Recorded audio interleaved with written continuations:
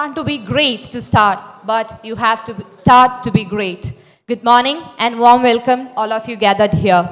We are here for the Analytics Summit, exploring new horizons, conducted by IOA, Institute of Analytics, Cochin University, and ISDC, International Skill Development Corporation.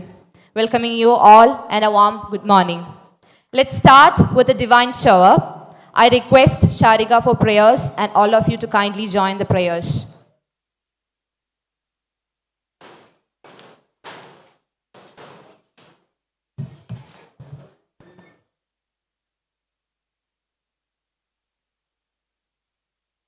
പാരം ദയാലുവായി ദാക്ഷിണ്യശാലിയായി വാഴുന്നോരീശ്വരൻ തിരുനാമത്തിൽ നിഖില ലോകങ്ങൾക്കുമേകരക്ഷകനാകും അഖിലേശ്വരനല്ലയോ സകല സ്തുതിയും അഖിലേശ്വരനല്ലയോ സകല സ്തുതിയും പരമകാരുണ്യവാൻ കരുണാനിധിയേ വിധി പറയും ദിവസത്തിൻ ഏകാധിപനേ നിയതമാരാധിപ്പൂ ഞങ്ങളങ്ങയെ മാത്രം സതതം സഹായമർത്ഥിപ്പതും തിരുമുമ്പിൽ നയിക്കണം ഞങ്ങളെ നേരായ മാർഗത്തിൽ നിന്നനുഗ്രഹപാത്രമായോർ തൻ മാർഗത്തിൽ അങ്ങയാൽ കോപിക്കപ്പെട്ടോരുടെ വഴിയല്ല സന്മാർഗഭ്രഷ്ടർ തൻ വഴിയിലുമല്ല പാരം ദയാലുവായി ദാക്ഷിണ്യശാലിയായി വാഴുന്നോരീശ്വരൻ തിരുനാമത്തിൽ നിഖില ലോകങ്ങൾക്കുമേകരക്ഷകനാകും അഖിലേശ്വരനല്ലയോ സകല സ്തുതിയും അഖിലേശ്വരനല്ലയോ സകല സ്തുതിയും.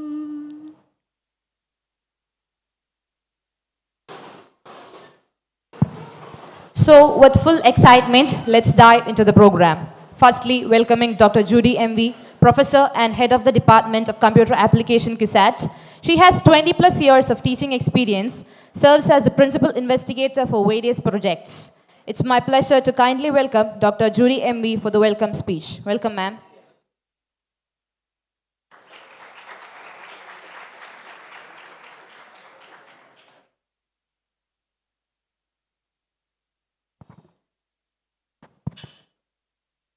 Respected dignitaries, faculty members of CUSAT, as well as my colleagues, invited speakers, participants from various institutions, and my dear students, a very warm good morning to one and all. Before I start the honored job of welcoming, I take your permission to just say a few words about the summit. As we all know, data analytics is not just a tool, but it's the engine that drives economic growth, shapes the industries, and paves the way for a smarter and more connected future. Today, we are here to inaugurate the Analytics Summit, which is organized as part of an MOU signed between the Institute of Analytics, International Skill Development Corporation, ISDC, and Cochin University of Science and Technology. Just to talk about IOA, it is a professional body for analytics and data science professionals in UK and international. The IOA provides members with the opportunity to network with other professionals in the industry to learn about career development opportunities, to share knowledge and expertise, and to access continuous professional development programs. And about ISDC, International Skill Development Corporation is a leading international provider for British education and skills with an active presence in India, working in partnership with an excess of 300 plus universities and higher education providers by developing and upgrading the academic degrees for future to seek external accreditations, memberships, qualifications that can be joined along with the university degrees. It's actually a proud moment today as CUSAT is achieving a milestone in accomplishing the university's vision, which is to become an institution of global standard by continuously improving its quality of academic activities. In this context, the summit will feature the official presentation of IOA accreditation certificates to 7 departments of QSAT, a celebratory moment marking the successful accreditation of analytics-related programs. Additionally, the event will include a panel discussion with the industry experts providing valuable insights into the future of analytics. With this brief introduction about the summit, I now move on to the duty of welcoming the gathering. First and foremost, I welcome the Honorable Vice Chancellor of QSAT, Professor Dr. Junaid Bushiri, sir, whose august presence itself has graced the occasion. I welcome you, sir.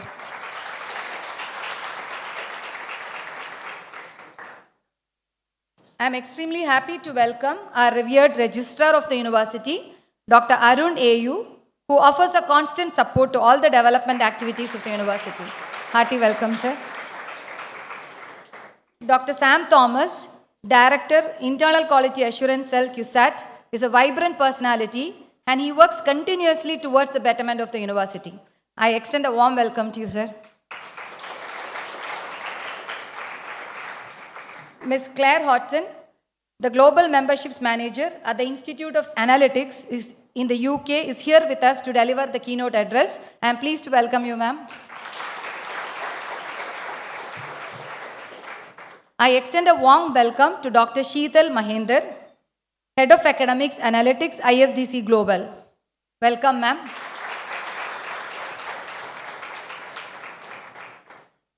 I welcome Dr. Harish Ramanathan, Director of the Office of International Relationships, who is actually the mastermind behind organizing the entire event. Welcome, sir. On behalf of the entire team, I extend a very warm welcome to Dr. Libby Matthew, Deputy Vice President, Federal Bank, and all our invited speakers and participants of the workshop. I extend a warm welcome to my colleagues, Dr. Sakaria, sir, Director, School of Management Studies, Dr. Vinu Varghese, Assistant Professor, DDUK, Dr. Delisha Vishwanathan, Professor and Head, School of Engineering, Dr. Pramod Pavitran, Professor, School of Engineering, who are with us. Dr. Sudeep, sir, also, I have seen you. Dr. Sudeep Ledam, sir, Professor, School of Engineering, who are here with us to receive the certificates. My heartfelt welcome to all other deans, faculty members from QSAT and other institutions, Mr. Arjun, and other members of ISDC and IOA, members of the press and media, my dear students, and all other dignitaries present today. I conclude by encouraging the delegates to participate with an increasing enthusiasm in all the activities and discussions throughout the summit, and I wish everyone a successful, insightful, and a fruitful knowledge-sharing experience. Thank you, one and all.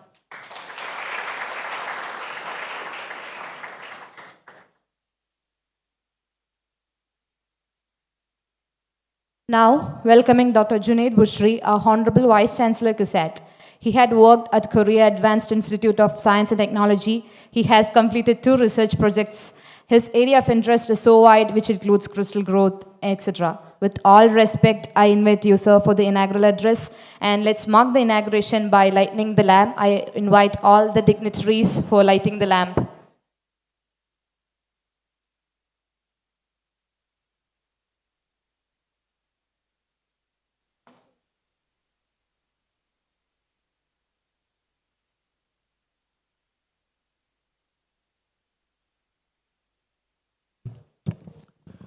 A very warm good morning to all.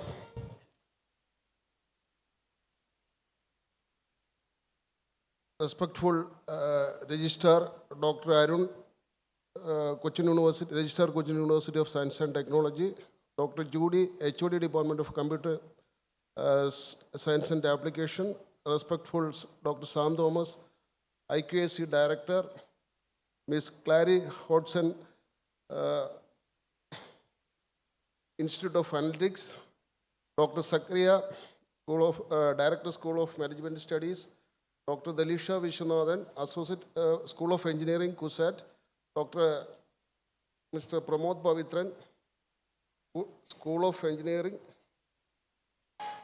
Professor Santosh Kumar, Dr. Sheetal Mahender, Dr. Harish Ramchandran, dear teachers, dear students, and people from media. It's actually a very happy moment for the Cochin University of Science and Technology is concerned. So, university got accreditation for our four of the prestigious departments from the Institute of Analytics. It is one of the important world recognizing body, particularly in the field of analytics. So I'm very happy our courses conducted by the Master of Business Administration program conducted by the School of Management Studies and the MCA program, Master of Computer Application program, and programs conducted by the DDUK and Computer Science and IT programs conducted by the School of Engineering is accredited with the Institute of Analytics UK. So this will be this accreditation process enable our students at our university to get more visibility in the field of data analytics, and of course this will in another way will help our students to get more employment opportunities. You know, the analysis of data is a very important area, particularly for in all type of activities, that means the future activities for the future planning. So the data will be of the different type of data will be there, descriptive data and continuous data, all type of data will be there.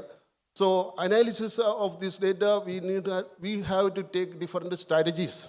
But anyway, of course, for the business planning or other planning means as far as if you consider the case of an organization, if the organization wants to make some policies, and if in the another case, if you consider the case of an industry or a business firm, if they want to improve their business or their if you want to decide their production strategy, or if they want to have a new they want to adopt a new policy with respect to their production and other related things and marketing, all these things, anyway, it is required the analysis of the data. So anyway, I'm very happy to know that our university, four of the prestigious department, got the accreditation from the this Institute of Analytics based at the UK. And I'm also thankful to the International Skill Development Corporation for assisting our university to get accreditation from the this Institute of Analytics. I hope this Analytics Summit will, of course, as per the title is concerned, is exploring new horizons. And I hope all of you will make a good interaction between the experts, those who came here for attending this program. And please make use of this interaction for your future career opportunities and for your skill development.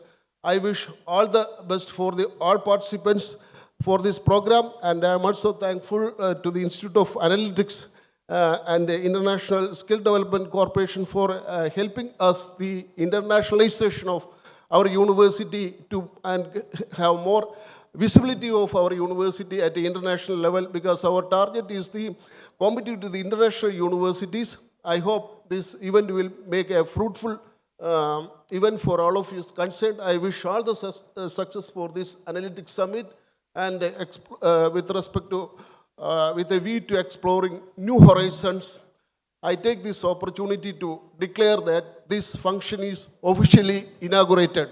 Thank you.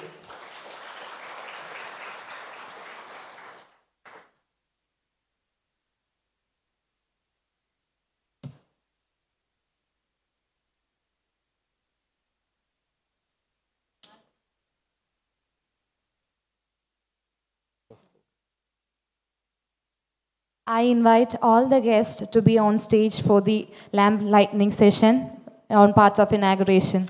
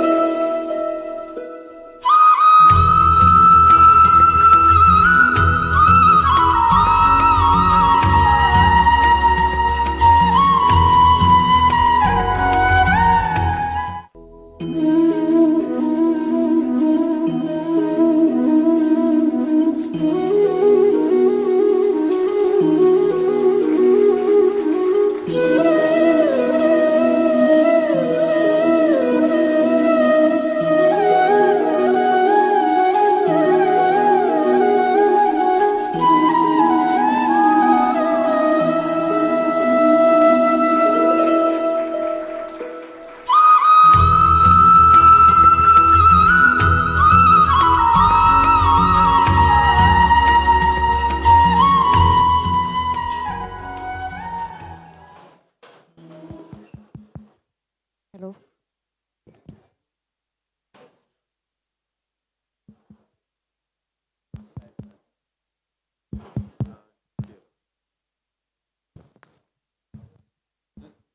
Now let's directly move to the distribution of the certificates. I kindly request Ms. Claire Hodgson to distribute the certificate.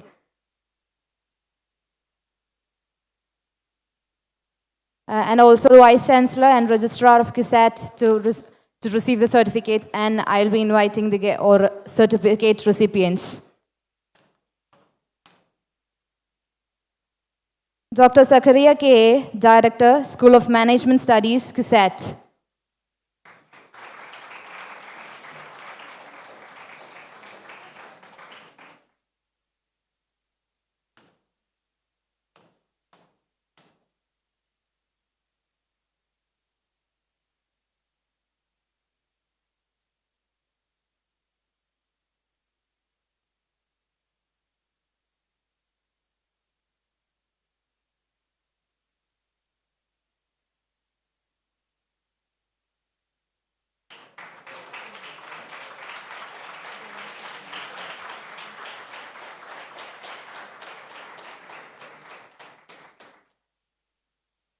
Dr. Delisha M. Vishwanathan, Associate Professor, School of Engineering, CUSAT.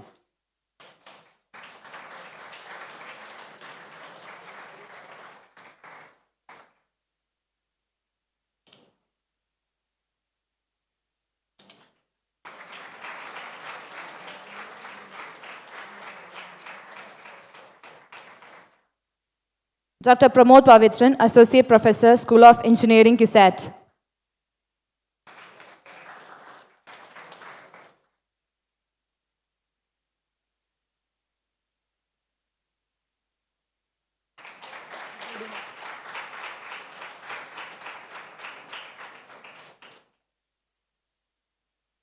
Dr. Judy M.V., HOD, Department of Computer Application, CUSAT.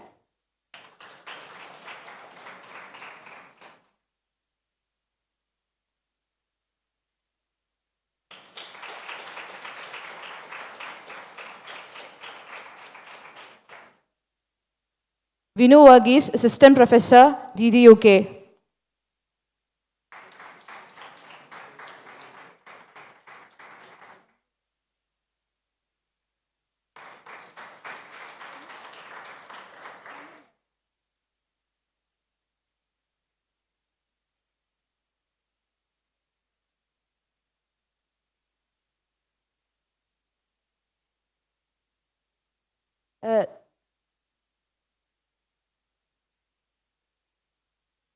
Dr. Sudeep L. Adam for receiving the certificate.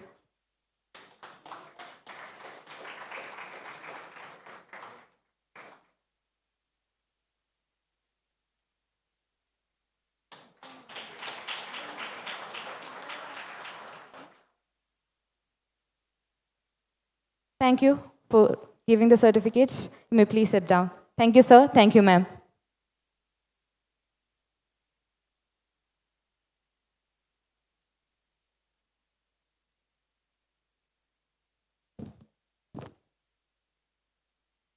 Now, I would like to welcome Professor Dr. Arun A.U., Registrar CUSAT, for the keynote address.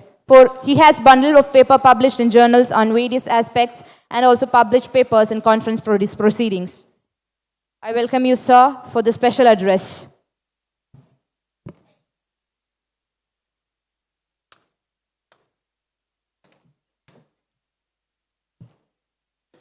A warm welcome to all. Respected Vice Chancellor Dr. Junaid Bushri, Dr. Judy M.V., HOD Department of Computer Application, Ms.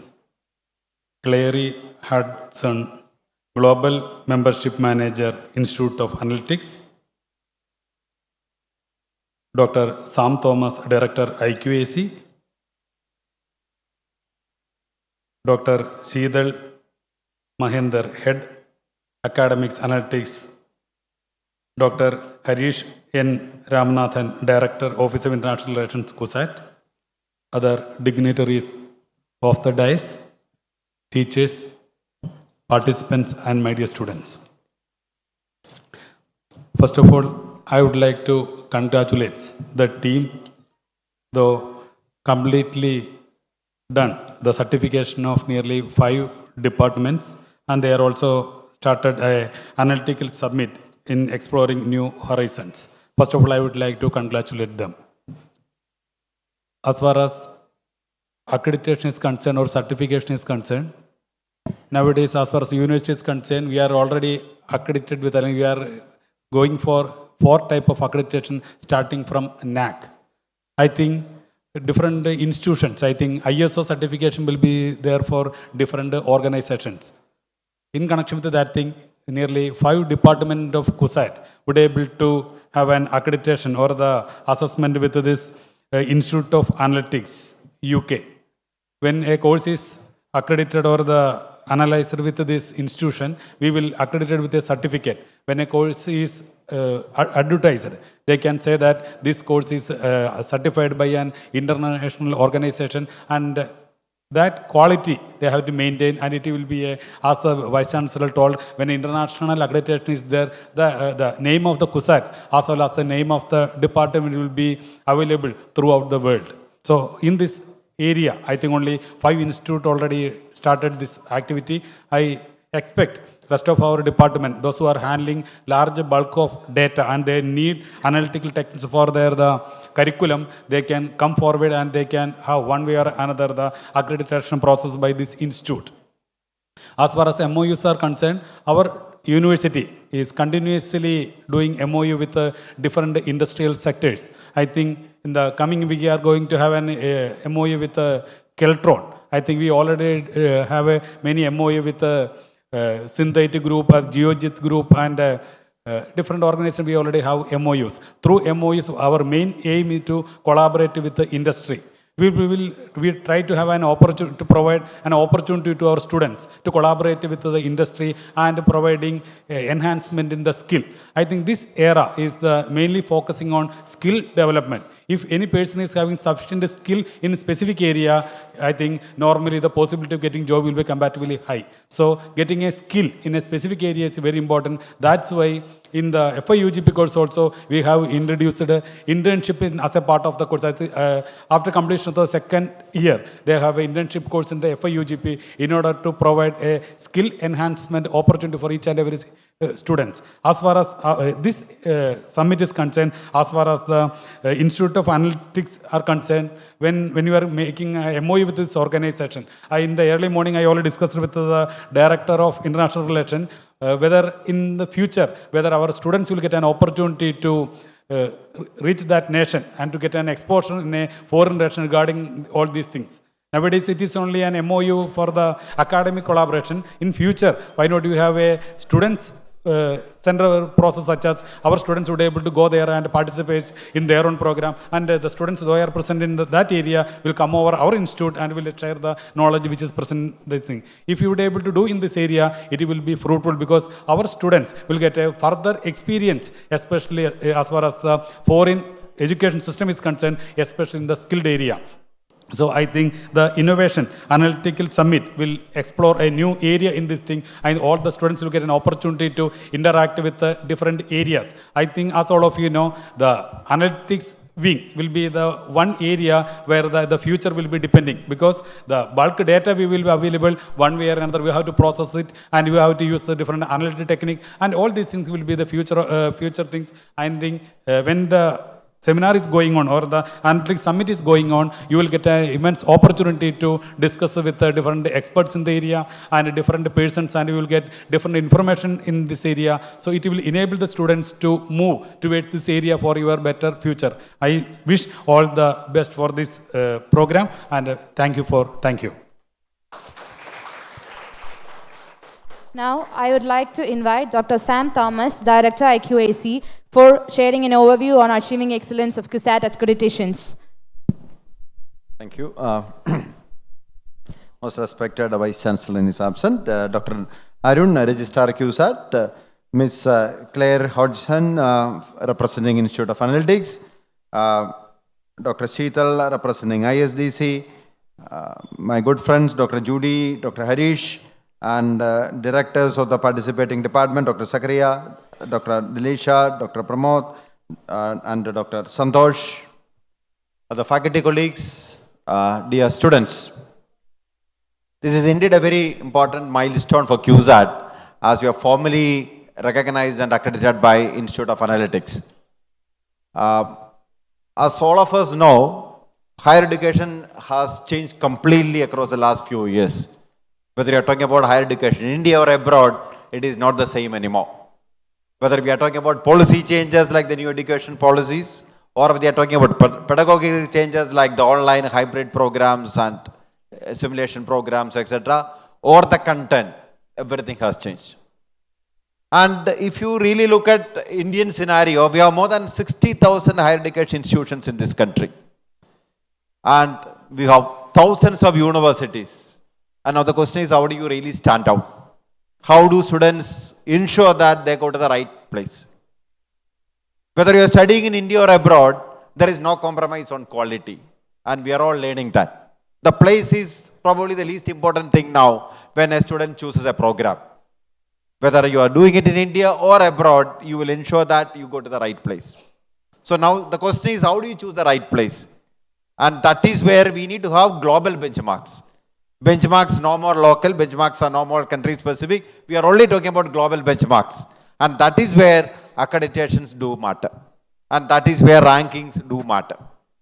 As all of you know, in QSAT we give a lot of importance to getting the best of accreditations, best of ranking. We are a highly ranked university in India. We are ranked 10th in the NIR of the most prestigious ranking done by Government of India. Among state universities, we are ranked 51 across the 60,000 institutions.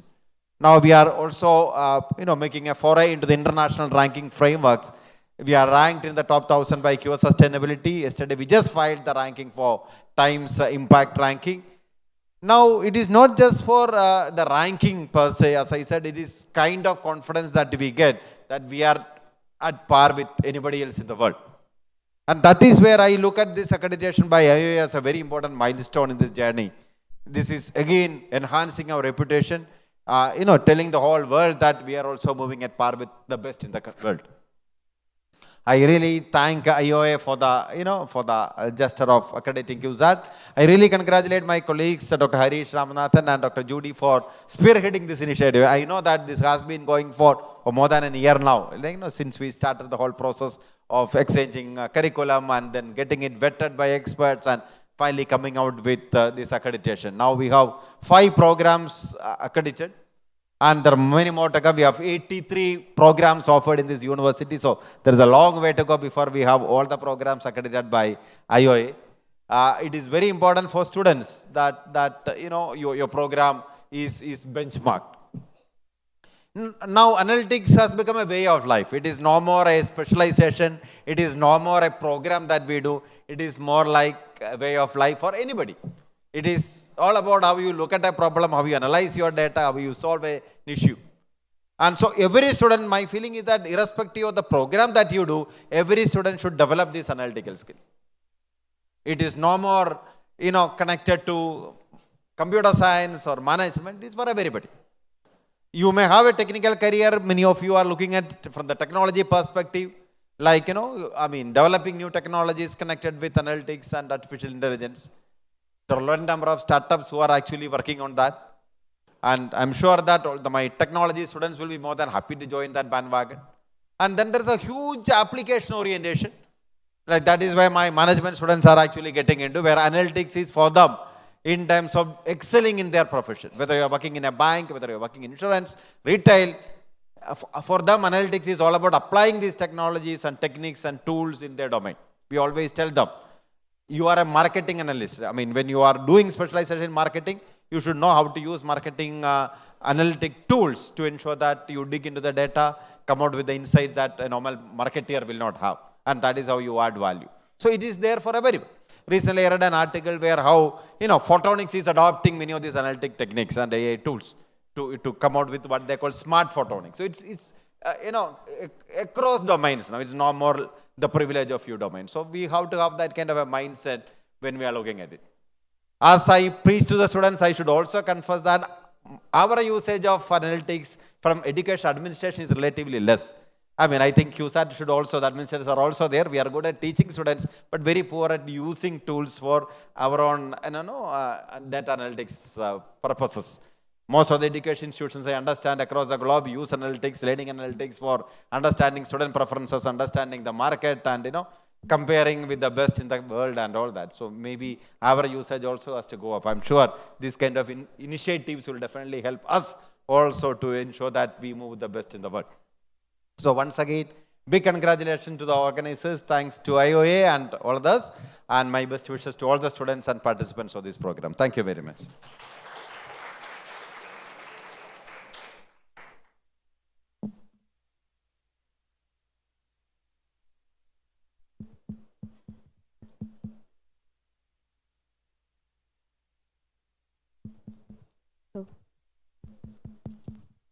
Now, I would like to welcome Claire Hodgson, the Global Membership Manager at the Institute of Analytics in the United Kingdom. With a deep commitment to democratizing access, years of lifelong learning, Claire brings over 20 years of experience in the UK education system. Beyond her educational leadership, Claire is a vocal advocate for the power of mindset in achieving personal success and empowering individuals to be the agents. I welcome you, ma'am, for the keynote address.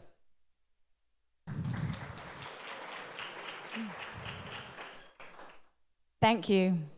Hello, friends and colleagues. It's a great honor to be here today at CUSAT University and speak on behalf of the Institute of Analytics, or as we call it, the IOA.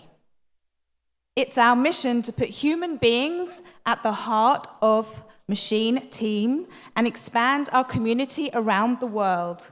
And that's why we've partnered with ISDC to deliver IOA-accredited courses here in India.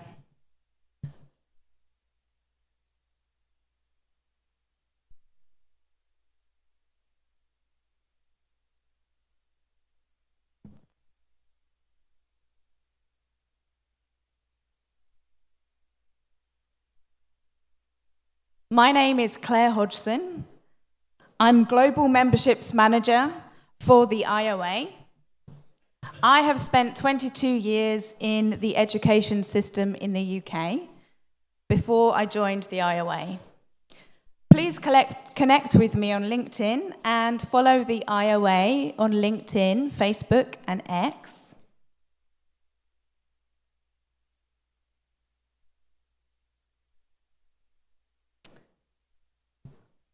This is an extraordinary period of rapid change through digital transformation, which will disrupt every area of our lives, but particularly our jobs and businesses.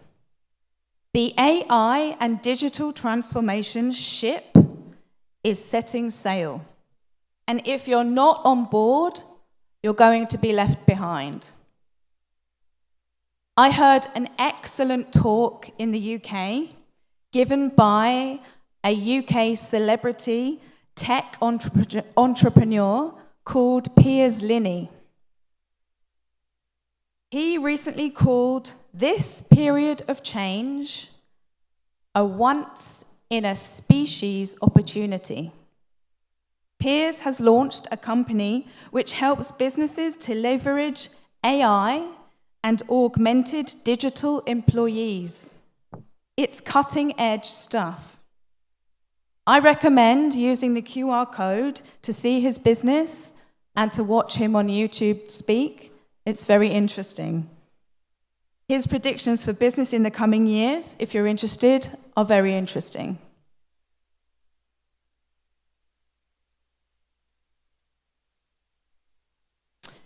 We know that 94% of the world will need to upskill or reskill before 2030. This is not a choice, and we need a workforce who are ready.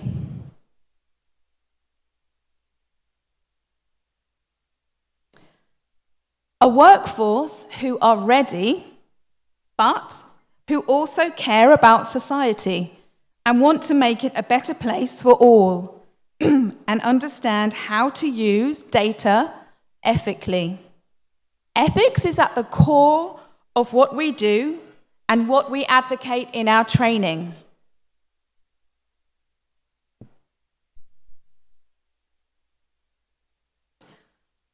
Data science is a multidisciplinary profession and cuts across every sector.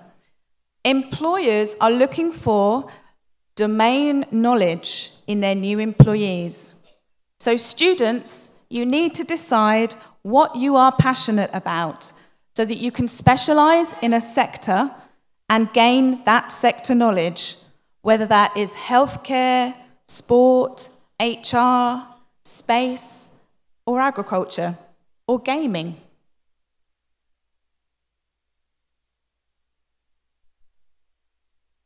These are the top hard and soft skills that 16,000 employers said they were looking for. We need our graduates to be creative problem solvers as well as excellent analysts who have ideas to help the business to innovate. As well as digital skills and data skills, they also need project management skills. This means employers want graduates to be good communicators who can collaborate and lead teams throughout a project lifecycle.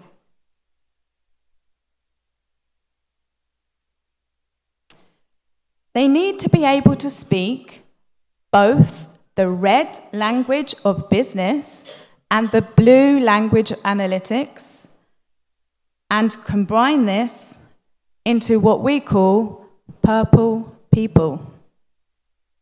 These people can speak clearly the business language and clearly the technology language to non-technical colleagues and explain to them what the data is showing and can take action from those insights.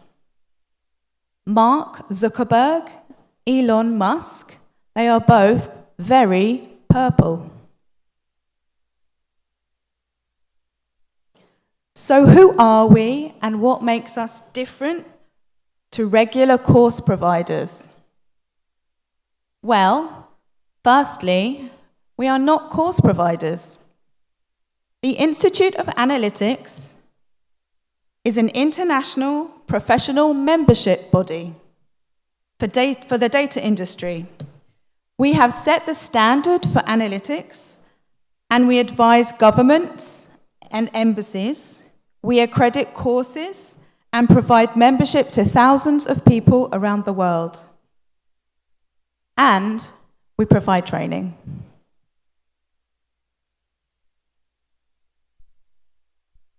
The IOA is a community made of wide-ranging industries and expertise. We have members such as the Chief Data Officer for the UK Prime Minister's Office and her team, to banking and public services and everything in between. Have you heard the saying, you are the average of the 5 people you surround yourself with? Well, let's surround ourselves with the best people.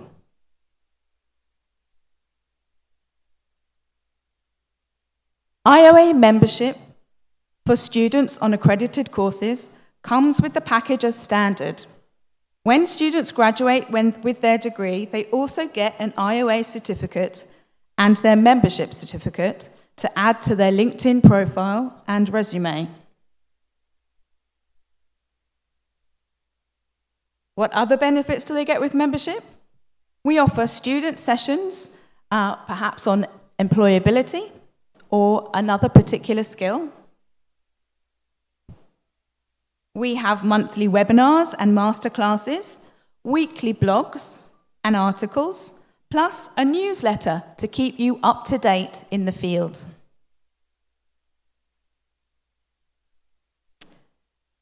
They also gain the status of having a professional industry membership as a student, which is highly desirable to employers. and shows that they care about staying relevant and ethical. As graduates, they are able to move up to associate grade, where they can have the use of the postnominal after their name, AIOA.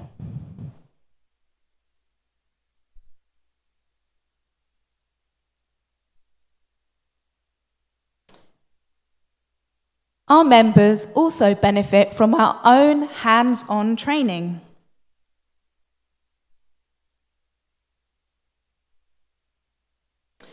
We provide a vast suite of practical, technical courses which add another layer of applied skills which students can add to their CV and professional profile.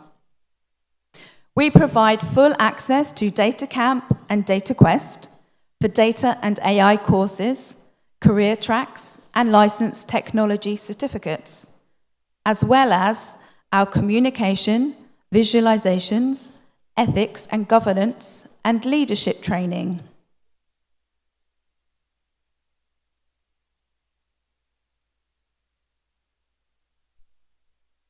All of our accredited courses and our on-demand training align to our Analyst Competency Framework.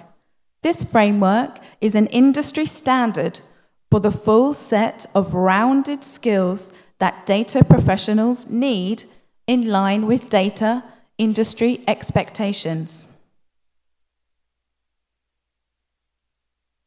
There are many pathways and careers involving data, and our membership can support all of them.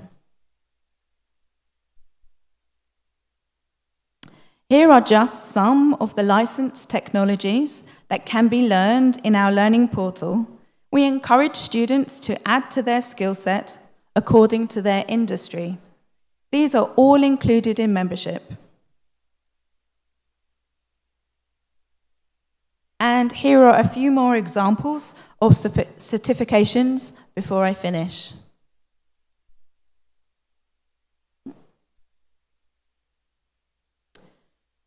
So that is what membership looks like, and this is the end of my talk. I hope it gives you a flavor of who we are and what makes us different. We really hope that you will join the IOA. Thank you.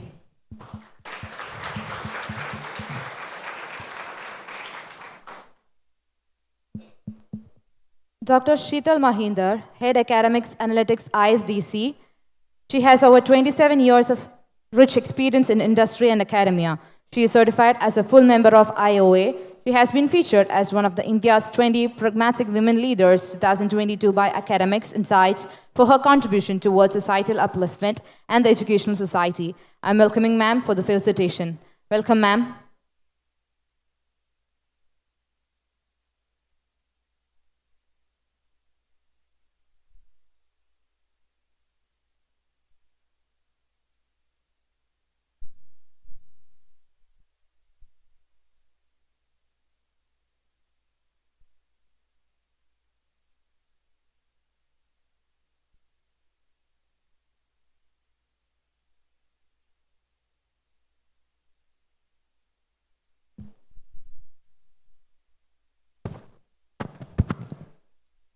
So good morning, everyone.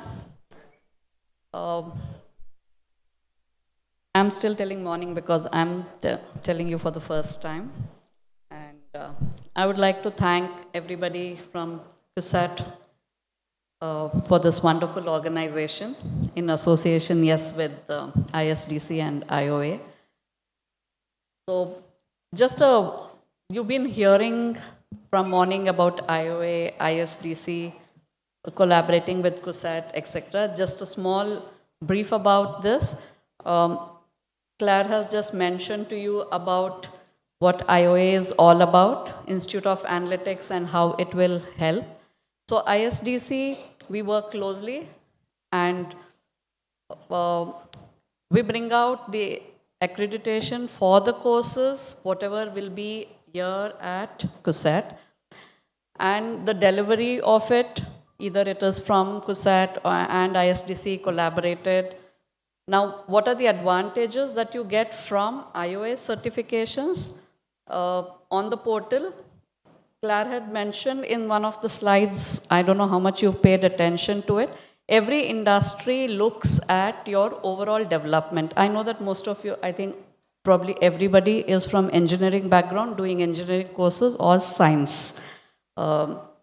Yes? Management is also there? Wonderful. So, that is a total combination. And most of even the engineers, it's not necessary that they want to go in only for coding or things like this. We will discuss more this in the panel discussion, so I won't bring out too many points here. We need an overall development for everybody. So that is what is the IOA flavor over here. You have knowledge. Knowledge and skills is already there. Along with that, you need communication skills. You need ethics. You need governance. You already know that there can be a lot of misuse with AI and AI tools. So ethics is very, very important. And industry does look into that how much of it are you going to abide by ethics and how much of governance, leadership skills, communication skills. Total individual needs to have all of this. And the IOA portal has, through DataCamp and DataQuest, all these courses available for you and to make use of it so that you have an overall development and be completely industry ready. That is in a very brief nutshell, and we are having more details into this as we go forward. So I don't want to take too much time into this right now. So thank you.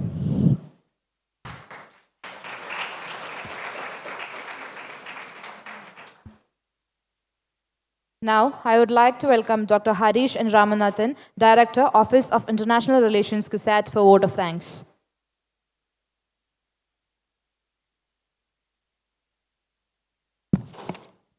Very good afternoon to all. Most respected delegates from IOA, ISDC, Federal Bank, my colleagues from CUSAT, my dear students. Since we are running out of time, 5 minutes extra that we have taken, I'll just move on to my duty. This is in fact a moment of privilege, pride for all of us in CUSAT. Ours is the first university to go for a tripartite agreement like this to associate with international agencies for the upliftment and the strengthening of our curriculum. There are many people who actually worked behind that. So my overall duty is to actually thank each and every one of us. So as you all know, everything, the decisions normally come from the leadership. So in that respect, I would like to really thank Dr. Junaid Dabushari, our Honorable Vice Chancellor, Dr. U. Arun, the Honorable Registrar, Director of IQAC, Dr. Sam Thomas, our former Vice Chancellor, Dr. Shankaran Sir, our former Registrar, Dr. V. Meera. Because in fact, this discussion started in the year 2022. 2023, we have signed the MOU agreement, and 2024 that we were able to complete accreditation for 5 departments. So this is, the decision is right from the leadership, and we were able to disseminate it until the execution ground. So in that respect, I would like to say a big thanks for all the directors and the head of the departments, because MOU otherwise will be just in papers. So I really appreciate all the head of the departments and the directors, specifically Dr. Sakaria K.A., Dr. Judy M.V., Dr. Delisha, Mr. Pramod Pavitran, Dr. Santosh Kumar S. of DDUKK, and a big thanks to the whole team from ISDC, led by Jisha, Arjun, Sharad, specifically the leadership of ISDC as well, Mr. Tom Joseph, Sean Babu, and all the people. And we are very thankful to Claire Hodgson. The whole team except you have already visited CUSAT, and we expect more and more people also to come to CUSAT. So this is a welcome from our side. I hope since all the 5 departments are onboarded, I think we may have all the functions. No, probably you may need to charter a flight to fly all the month to CUSAT probably, because you have a very vibrant, no, lot of students here, and all the departments know that we can all in their own spheres that they excel. So we hope to organize more programs, colloquiums, summits like this, conferences, and maybe hackathons and things like that, which are technically that no excel in those areas. Of course, a big thanks I owe to Sheetal Mahinder for flying all to Kochi, for for participating in this program, as well as being the panelist for the discussion what we are about to have. I also would like to thank Mr. Libby Matthew, Head of Analytics Federal Bank, who had consented to be one of our panelists. So immediately after this, the panel discussion also will start. Especially, I think almost all the HODs, even though I have mentioned about their name, but again, to Sakaria sir, to Judy, because I was actually contacting them for the conduct of this event. In SMS, they were having all the examination, but again, they have also consented that they also will do the program. And a big thanks to Judy as well. In a short span of time, she made all the arrangements here, arranging for the program, coordinating with the other departments to invite all the students and other people here. Of course, the man who behind this is Arjun and his team. A big salute to you for organizing it beautifully well. Of course, the staff members at Office of International Relations and IQAC, because this is a place from where it actually started. And thank you, Sam sir, for all the leadership and the strategic support what you have given. Because a tri-party agreement, I think this probably may be the first of its own. In that sense, convincing others and taking a strategic decision probably may be difficult. But again, thanks to all your efforts on those lines. So now the official inauguration, the triggering is actually over. So now it is all to the students. So Claire had already spoken about what all benefits that you can have on this. So I think the ISDC IOA team will be in touch with you. So they'll be telling you more about the memberships and how that you will be able to benefit from that. So what we want to actually see, the leadership actually want to see us, students finally should be getting benefited out of it, and more programs that we would like to see the IOA ISDC badge in that. So I hope more and more activities that we can plan in the future. And thanks a lot. I think I have not missed anyone out. And the big thanks to all the students who have come here from different departments: School of Engineering, Management, DDU, KK, Department of Computer Application, School of Engineering also I have told. So thanks a lot. So now we are not taking too much of time. So I think the next function is the panel discussion. So please be here immediately, that we'll be starting the event also. Thanks a lot. Thank you, sir. Into the core of the program here. A panel discussion is a formal event where a group of experts or guest speakers called panelists discuss a topic in front of the audience. Now, we are going to witness a panel discussion here at the Analytics Summit where we explore the new horizons. Here, for the panel discussion, we have the moderator, Dr. Judy MV, HOD, Department of Computer Applications, CUSAT. And we have the speakers here, Dr. Sheetal Mahinder, Head Academics, Analytics, ISDC. Ms. Claire Hodgson, Global Memberships Manager, IOA. Dr. Sam Thompson, Director, IQAC. And Mr. Libby Matthew, Head Analytics, Federal Bank. Welcoming Mr. Libby Matthew. He is a passionate and experienced AI/ML professional with proven success in building successful algorithms and predictive models for solving real-world financial problems. Highly dedicated and having strong financial acumen with broad expertise gained through qualifications, knowledge, and experience, organizations in making data-driven sound financial decisions. Welcoming all the 4 speakers and the moderator for the panel discussion session.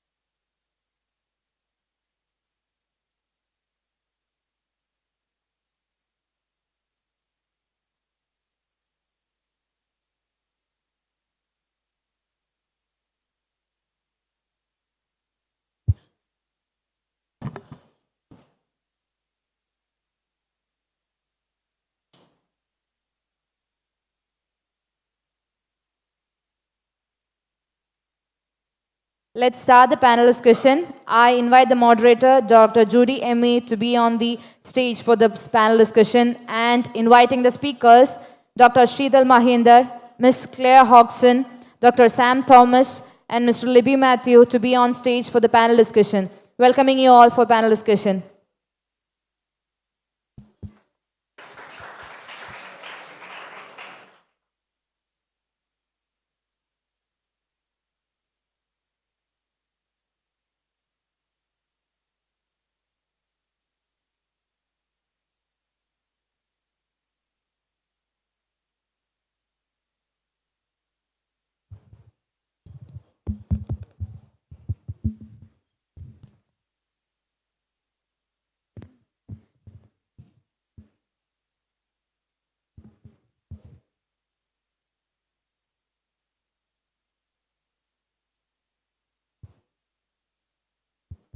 Good afternoon. So we have been hearing a lot since morning about data analytics, data, IOA, ISDC. And now this is actually for this panel discussion is intended to benefit the students who are here because the courses are accredited with IOA. And we have just brainstormed few questions. So we will be starting the discussion based on that. But at the end of the formal, kind of whatever I am going to trigger them to get some inputs from them. But after that, it is left to the students. So, yeah, and I am happy that various faculty members have come from other institutes also, and probably they are in the due course of accreditation of their courses with IOA, or they want to know how this will benefit so that they can do it with do the accreditation at their institute also. So we'll just start with the formal questions, and I want the students to take up, to ask few more questions at the end of this so that you have such an eminent bouquet of panel members here. So it's an opportunity for the students to directly interact with them and ask them and find out how it will be beneficial for you and what you have to equip yourself so that you have a brighter career and future, especially in the field of data analytics.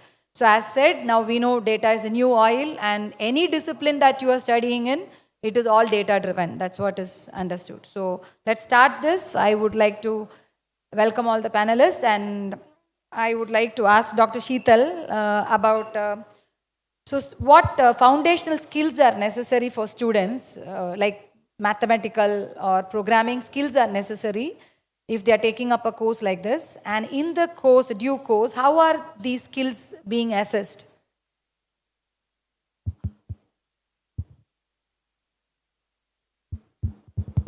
Okay, thank you. So, thank you for this welcome, and I'll address this question as what foundational skills are required. Now, most of the time you hear that you have to have mathematics, you have to have computer skills, and only then you can do analytics, etc. And as I already got to know that few management students are also seated here, and you would definitely want to know whether all these skills are necessary and is it a must. Now, mathematics at school level, I think we all study. Now, going beyond that, some would have studied it later in +1, +2, or graduation if you're postgraduates, or if you're UG students, you've still not reached that level. Having said that, analytics, you don't require as a must either mathematics or computer skills. There are various I should say streams in the analytics also. Now, somebody would, if you're from engineering background, you may go ahead for data engineer.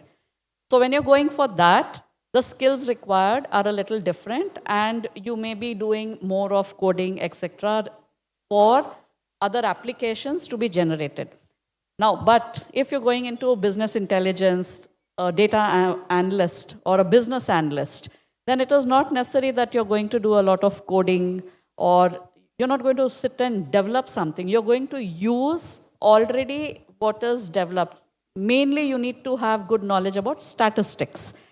Analysis, if I say even the basic, if I want to just analyze the crowd that is sitting here, and if I say there is 40% girls and 60% male over here, it's basic average. So I'm talking nothing but statistics. And when I'm going to do more and more of this, it is all statistics, and I think everybody learns statistics in your courses. And even if you're not learning, the courses are so designed that all the concepts are explained, and then you are using them with already that is built-in tools. So the learning is for everyone, whether you're an engineer, non-engineering background, management.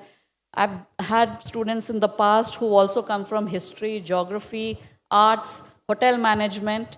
Various students are there, and it's open for all. So foundational skills, if I say, the basic foundation, everybody has it in school. After that, whether you have, again, continued with maths or not, will not make a huge difference, because it depends on which stream you want to go into. So there is opening for everybody there.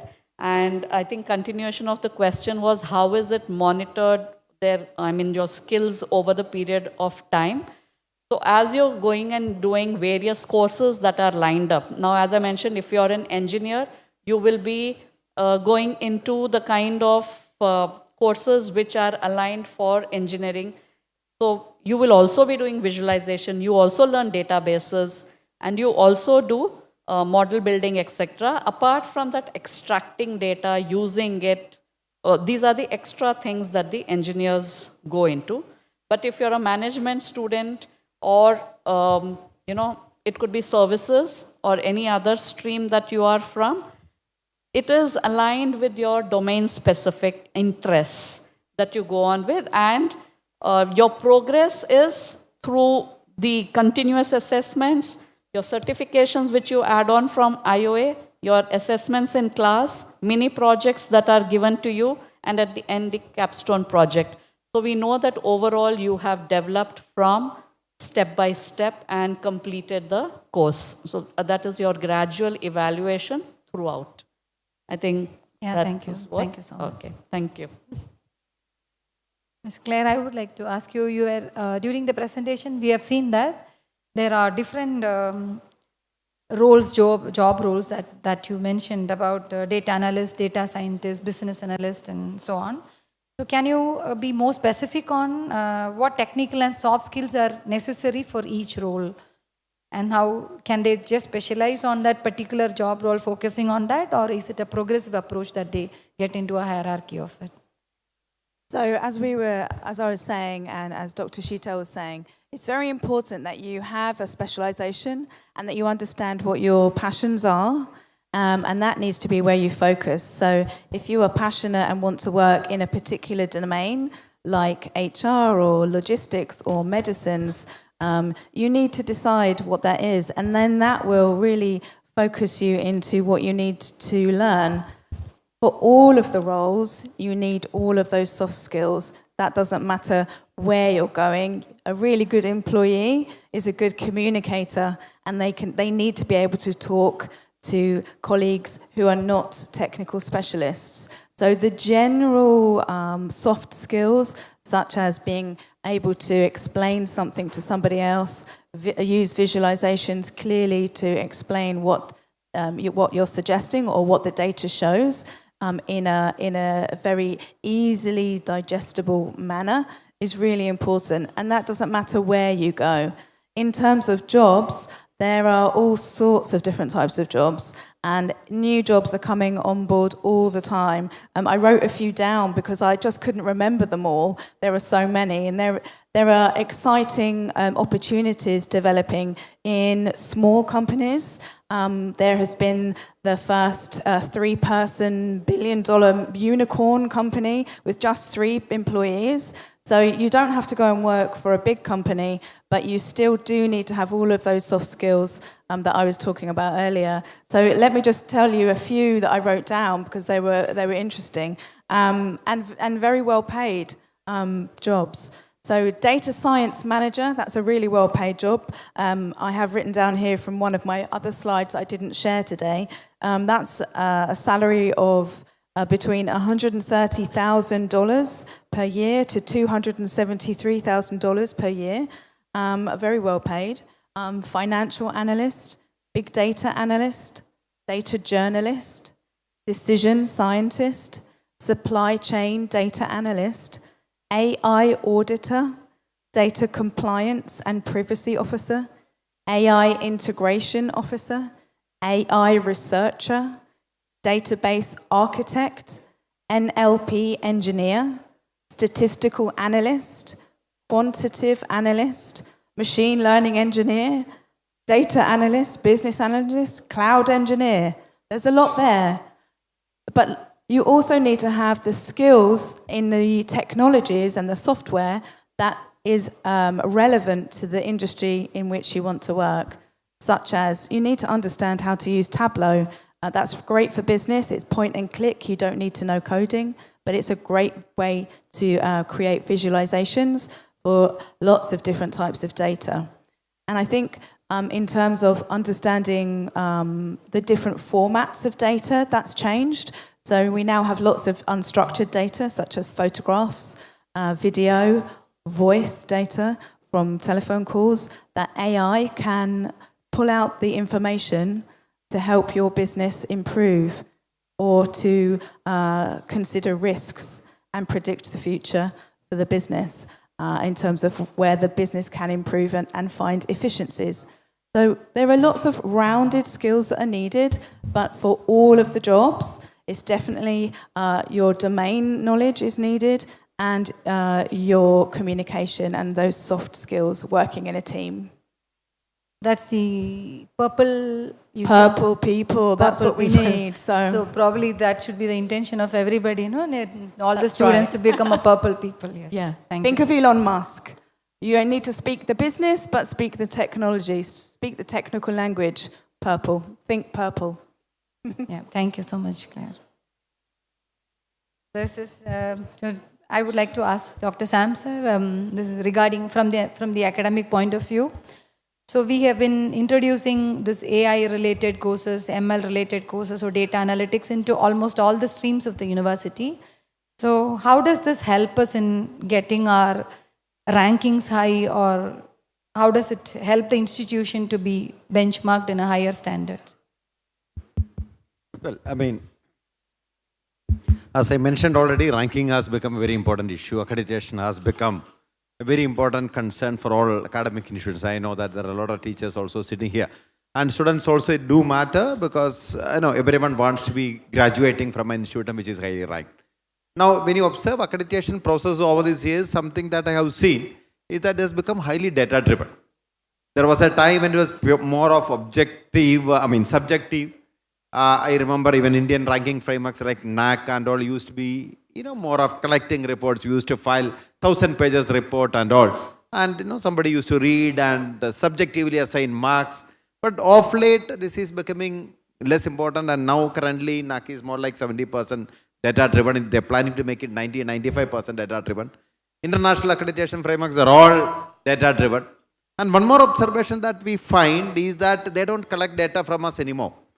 Like if you look at Times ranking or QS ranking, you find that the data that you submit is maybe limited to 30%.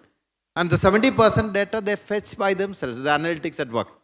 Whether you're talking about publication data, it is all fetched from Scopus Analytics or Web of Science Analytics. You don't give anything. Even perception data, they pick it up from social media like, LinkedIn and all that, so they don't ask us.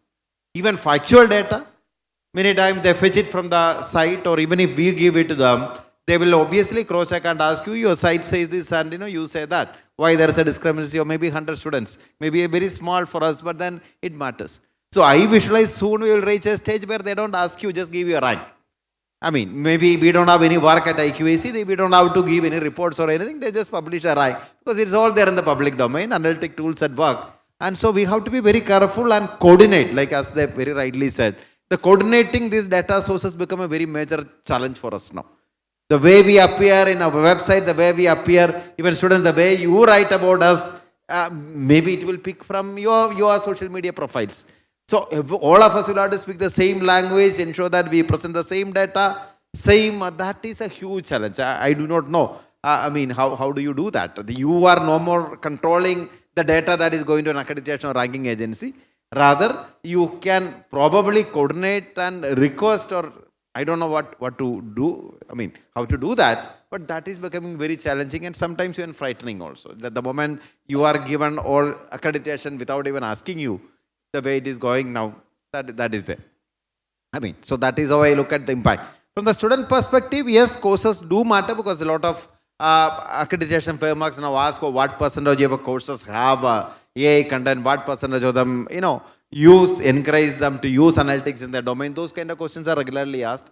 Again, we have to present them with the course content and we upload the syllabus, and the agencies probably AI tools will scrap through entire data set and finally give you a score. So most of the scores are given. So we ensure that our curriculum are regularly updated. We have a policy of updating curriculum once in 3 years compulsorily. Now I think maybe we'll have to do it every year to ensure that the latest technologies are brought into the curriculum irrespective of the program you do. And that way we are at par with maybe anybody else in the world.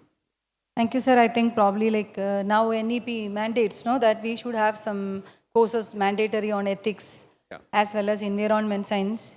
They may mandate that we should have at least some percentage of courses on data analytics and AI. Yes, and it is not just ethics. Again, since you mentioned that, we go through a stage earlier. We talk about knowing as the most important part of teaching or learning, where you have to know things. From there, we move to what we call doing, where a lot of focus on exercises, projects, internships, etc. Now people talk about being.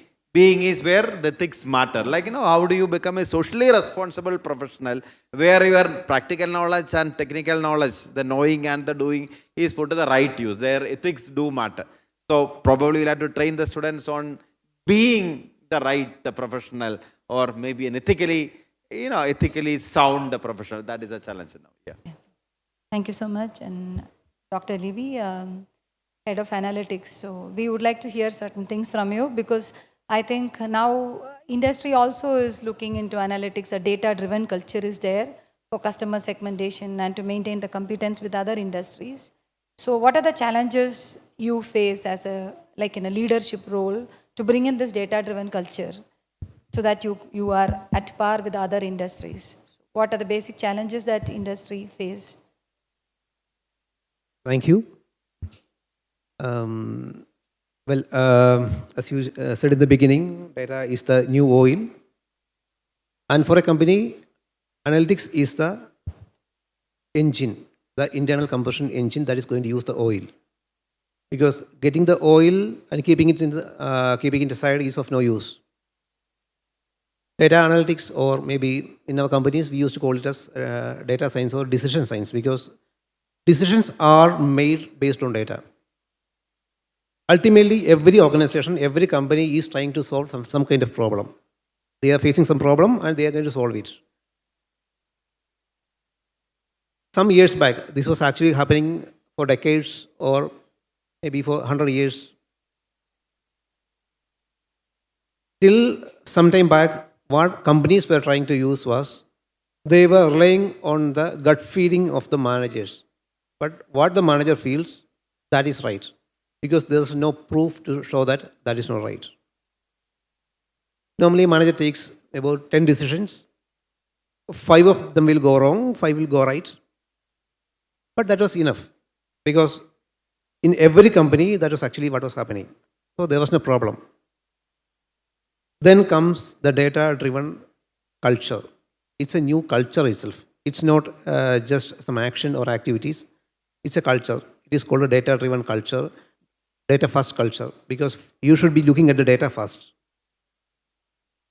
At that point of time, when a company is taking a decision based on gut feeling only, 5 of them are going wrong and 5 of them are going right. But a data-driven company is taking a decision based on data, the chances of going wrong reduces substantially. Normally, 9 out of 10 decisions will go right based on decisions that are taken on data. So what happens is that the competitive advantage of the organization which uses data is actually increasing. Those companies which are not using data are getting outdated. They are getting thrown out into the market.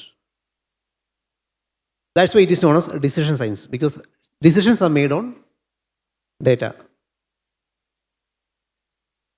But saying is very easy. So many challenges are there for an organization to switch from a normal culture to a data-driven culture, a data-first culture.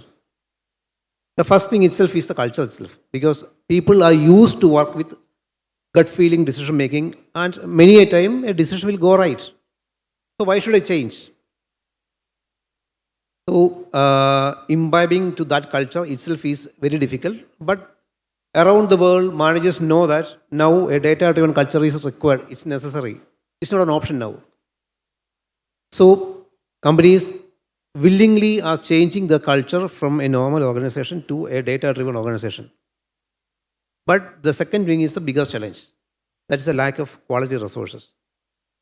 Almost every organization around the world is facing acute shortage of quality resources in the field of analytics. Because when you say that, okay, you want an analytics professional, it doesn't mean that somebody who we can just hire someone and just use it. Being an analytical professional requires so many skills. It's not only about skills, it's about understanding the data. So it's not just about skills, I mean the data only. Just mentioned previously, ethics is also very much important. You might have heard about data breaches happening worldwide. Many of you don't understand the impact of a data breach happening, especially if it is happened because of a resource or my employee taking irresponsibility. That's why responsible resource knowing quality analytics skill set is very much important for every organization, and there's an acute shortage of such resources. So resource quality, resource skill sets, all these things do matters, and that is something every organization faces. And data literacy is also a big problem. Data illiteracy is actually happening there because people are having data and they don't know what to do with that data. Because ultimately you are getting some data, you have to leverage the data and generate insights out of the data. Otherwise, that data is of no use. You have to get insights of data, and that insight will be used for decision making. That's why understanding tools is very much important. Because suppose you are having a dashboard or maybe some tools available, only then you can use data out of that one. Because the amount of data that is generated on a daily basis is too much. I'm not going into the Google data or something like that. In a bank like ours, per day more than 3-4 crore transactions happening on a daily basis. And to make any decision, you need to look into at least 1 year data. So just imagine how much data we have to look into for making any decision. You can't simply look into that data and make a decision. You have to know how to understand the data, how to find the patterns, how to see the trends, all those things, what is actually happening there. So data literacy, data resources, data quality, data skill sets, all are big challenges, big challenges that every organization, including ours, are facing. But the most important thing is a data-first culture. Any problem we are facing, we have to first go for, okay, what's the data behind that one? And another big challenge is that, yes, we have to go for data, but for making decisions, we have to store the data first. For example, we are sitting here. We are making some discussions. But if you're not storing this data, you can reuse it again. That's why the recording is happening, and we are having a data available for that one. Suppose there's no recording available, what happens is that it has to be fetched from your brain. Definitely there's a loss of data. So data availability itself is a big problem, challenge, or every organization is facing. That's why data engineers are also in very much demand, because for every organization, this data is required at some level that we should be able to process the data. So data is required in a structured way to be able to process, and a resource to understand the data and make use of data is very much important. These are the big cultural problems that we are facing. Not only we, every organization faces around the globe in the world of analytics. Thank you so much. You have been explaining a lot of problems, but for the students, they are all opportunities. So I'm very happy to hear that a lot of problems are there. We have to equip them with that because the way, as you said, is true because they have been using machine learning algorithms for doing all this. But then they should know how to interpret the results and then explain at the managerial level. That is very important to gain insights. So that portion, that part of it, we have to focus more on. So probably that's a gap in the syllabus that we give not much on data visualization and interpretations. I think so. I don't know. Other faculty members are there, but that's one thing which I could gain from there.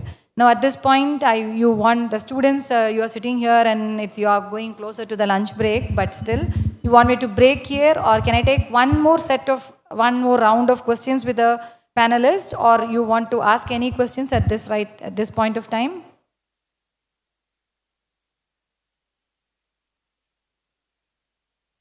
Or can we have few? Yeah.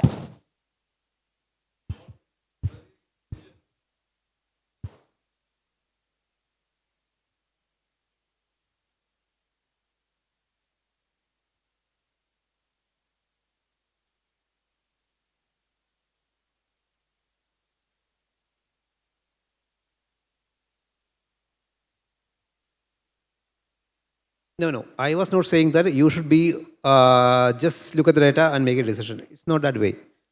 What I was saying was that previously what happens was there's no other option.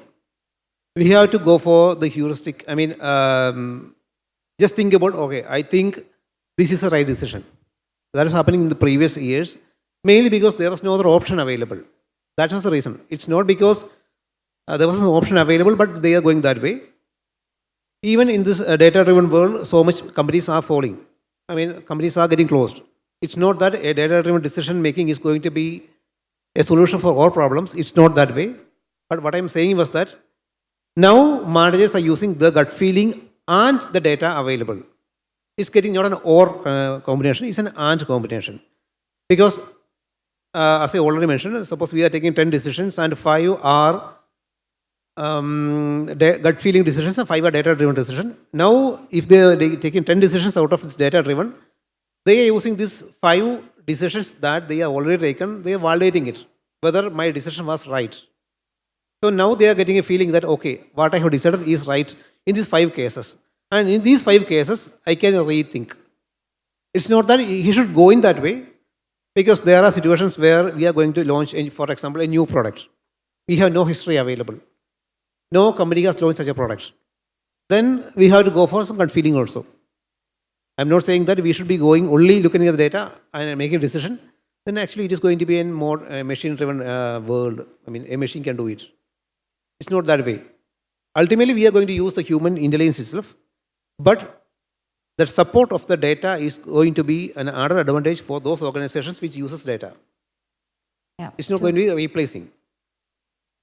What to summarize what I understood from what he says is that earlier we had experts' decision because the intuitions from the experts, because they have been working there, the experience, their knowledge was the only way to explain things. But now things are recorded, and then you have a proof and validation point where people can assist in humans. Am I right, sir? Sure, definitely. So that's how it has been in the data-driven world. Okay, so any other question, or I will take up another round? Yes.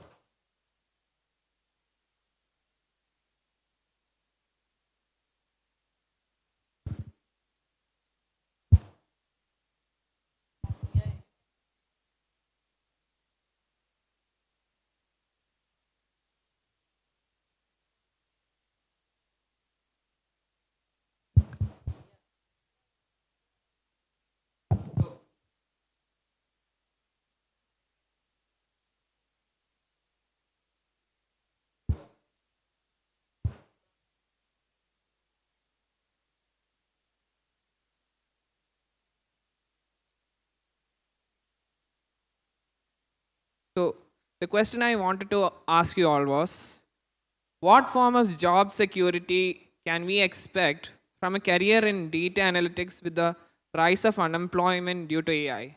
I'm sure we know that the majority of the world is a capitalist-driven society, which is intended on making maximum profits and reducing losses. So basically my question.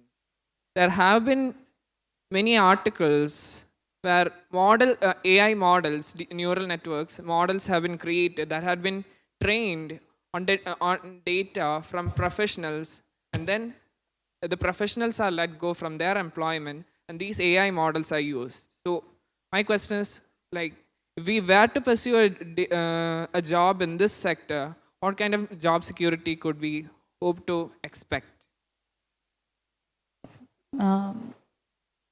You would like? Yeah, please.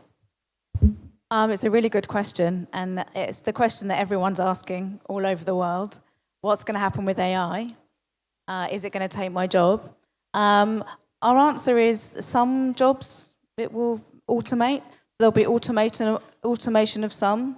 So anything that can be done on an Excel spreadsheet probably can be automated. So if it's just that level of work.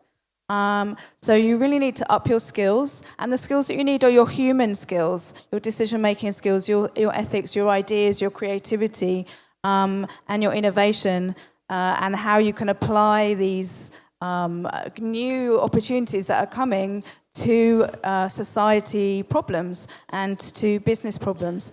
There's some amazing things that are happening now with using AI to solve disease, to find different answers to cure diseases. So there will be newer things which come along. So you need to make sure that your skills stay current, and as we transition into this new world, that you are making sure that you are staying up to date with what's happening. So whatever career, I don't know what particular kind of area you're looking at, but there are new opportunities coming along all the time. But I would say, I was talking about Piers Linney earlier from the UK. He's got a really interesting take on this, and he thinks this is like the Industrial Revolution. It's the decision and data revolution, which is going to transform a lot of things, and we're at the bottom of a very, very, very steep curve. So we're here, and we're going to go up. So really, it's come along for the journey. It's your mindset, so much about mindset. In terms of, like you were saying, the culture of this is to be open to learn and to make sure that you're staying up to date. So this isn't going to go away, and this is how the world is going to move. And it's really being open to learning and seeing what's going on in the world, who's developing what, and making sure that you are making sure that you can use all these different types of data. So if you are using, if you want to learn to go into a business and you're using just one type of data, like I said, on Excel, for example, it probably is going to be automated because that's so easy to automate, right? And it's going to save money. But the machine and human team can now be really effective and really efficient. So it's really learning how to work with machines and how to work with decision-making software tools. Whatever your domain is, it's really learning how do I optimize and leverage AI and leverage the software to be really good at forward thinking and solving more problems. So it's trying to work with efficiencies. So there are lots and lots of ways that this is going to be good. There are some areas of jobs which they will be automated, but you need to just make sure that you're staying up to date. Okay, so from both the panelists, you got the same answer. It's only a change of skill set. First, initially when computerization came in, then internet came in, internet banking came, digitalization came, people said, no, there's going to be a lot of job loss, and it's not like that. It's just another skill set that you have to develop, and as she said, we have to keep going, update ourselves. There are a lot of opportunities that are coming up. Certain jobs are automated, but then certain new skills are to be developed. Like we heard about the chat GPTs taking up other HR jobs, and it is doing all that. No, but then what to do with, how to develop chat GPTs? How can we fine-tune this chat GPTs? What are the AI what trust management skills we need to do when we are working on generative AI? So another set of skills need to be developed. So I feel in the field of computer science, we have to keep running to stand where we are. So we should have an intent. That's what almost all the panelists also mentioned here. We should have a mindset to keep updating ourselves. So there's always a lot of opportunities than other disciplines, actually. Okay, so can I just take up another round, one quick round with very few questions, because I just wanted to start with you, Dr. Sheetal. So I wanted to ask you, okay, how critical are these internships and hands-on experience for the students when they take up any analytics course? And will that help them to, for a better opportunity in for the job? Sure. Thank you. So yes, how critical are internships? So whether you are from engineering, management background, most of the students go in for internship. It's a part of the curriculum itself. If you're doing PGDM or MBA, it is a compulsory thing to do summer internships.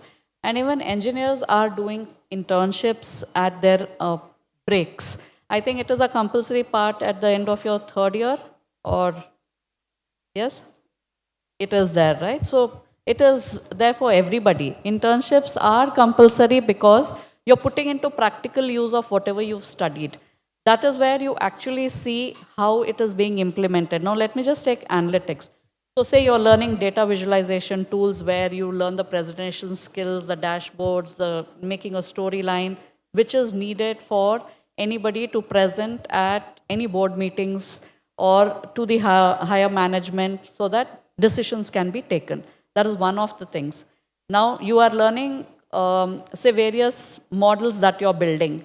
Okay, you are practicing in classroom with the data sets that are available online, whether from Kaggle or any other data set that's available, live data sets, company data sets you're taking and working. But when you do your own project, say you are collecting a data, trying to find a problem in the society, you're taking that, you're finding out, making your own questionnaire, collecting data, then you're solving it, interpreting it, coming out with solutions, submitting. It's a complete project. That is one of the things. Going to an organization and working there is your internship. So there you are practically taking up the problem during your internship, working on it. The experience that you get for applying all that you learn throughout your semesters, maybe 4, 5, or 2, whichever semesters you've completed, and you're applying all that you learned practically, the experience that you get there is immense, which helps you for your jobs, your interviews, the confidence that you get in answering the questions. So that is why I mentioned that your course, your continuous evaluation, which is in the class, is one thing. That is just a course completion. But apart from that, doing mini projects in every semester, having a capstone project that is again industry related, doing internships in a company. What happens many a times, many students do not get full internships. Okay, there's a lot of problem even there to get internship for everybody. Some of them get, some don't get. So you can do live project. You could do societal projects. You can do environment projects. There are plenty that you can do. So taking up those, analyzing that data, bringing out solutions itself is an immense experience for you. There are a lot of projects available even on the IOA portal, that is if you take that up, where from various industry. See, not every domain is interesting for everyone. Everyone has some kind of interest. Maybe you have in some women entrepreneurship, some have interest in something microfinance, or somebody has in some other engineering linked, maybe you like to extract data and clean it up and build something out of that, or make an application out of it. So your interest could be varied.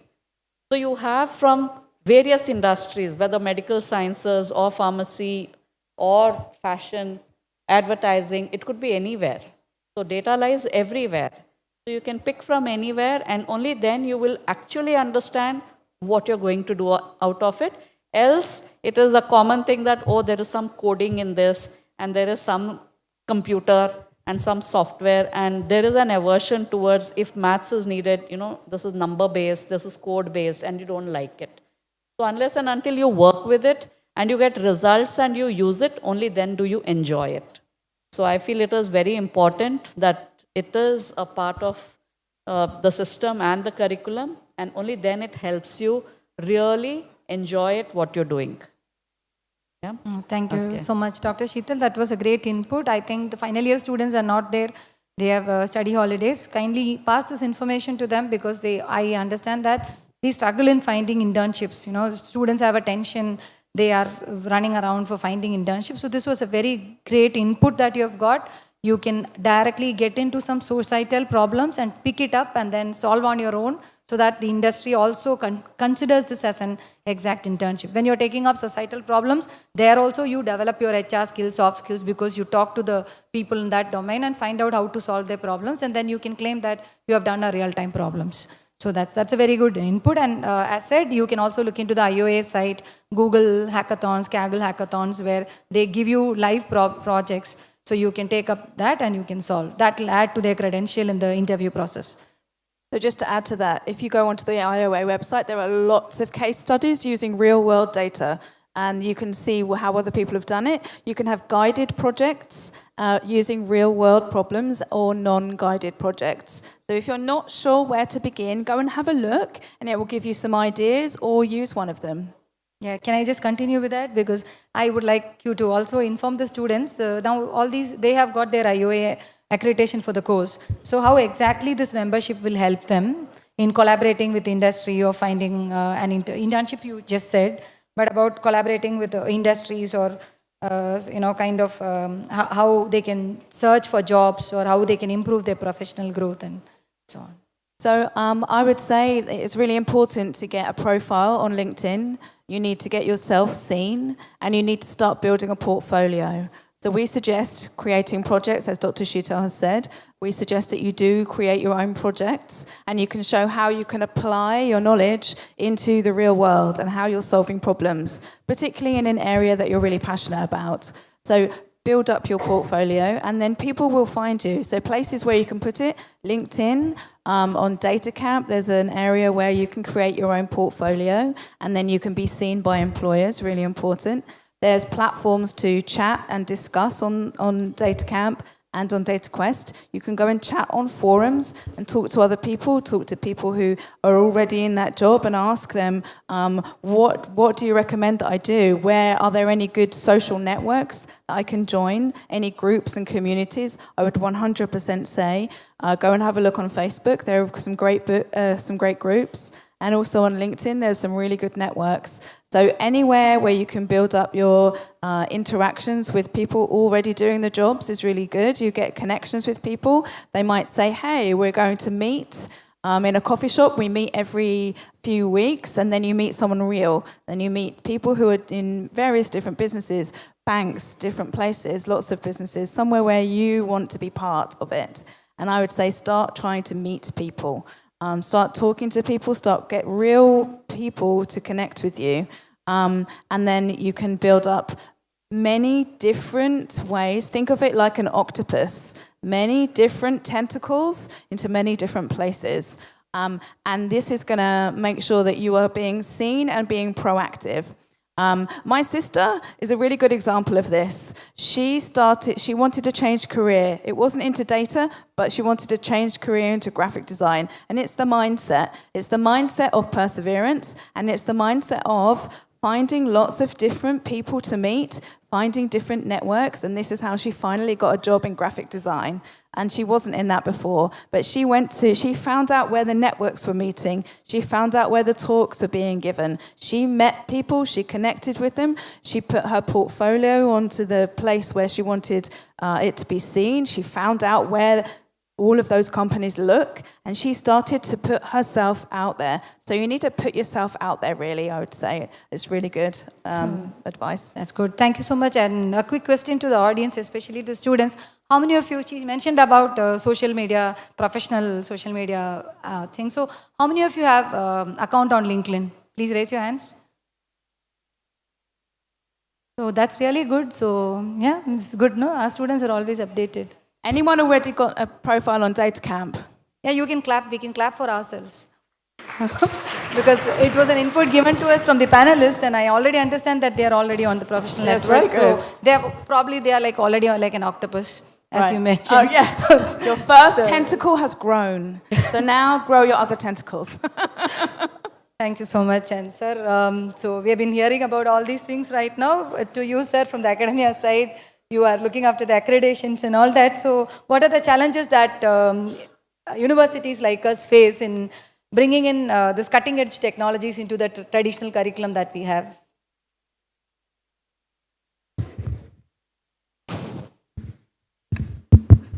Well, I was listening to all these experts. Yeah, it's a huge challenge. Again, as she was explaining, how do you create this for people is always a big challenge.